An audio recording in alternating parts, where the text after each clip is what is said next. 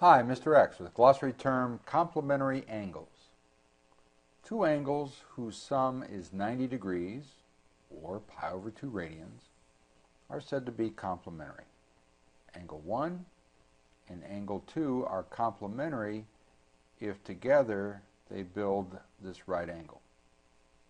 If angle ABC is a right angle, then the measure of angle ABD plus the measure of angle DBC has got to equal 90 degrees.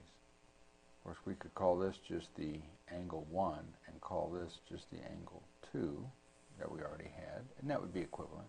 Then the measure of angle 1 plus the measure of angle 2 would have to equal 90 degrees if angle ABC is a right angle. So these would be complementary angles. It's easy to see in a right triangle.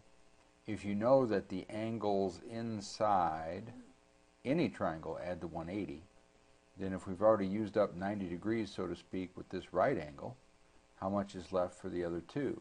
Well, they would have to be complementary. They'd have to add to 90. So if we call them, say, alpha and beta, then the measure of angle alpha plus the measure of angle beta would have to be 90 degrees, or pi over 2 radians if we're working in radians. So we would say that angle alpha and angle beta are complementary. They're complementary angles.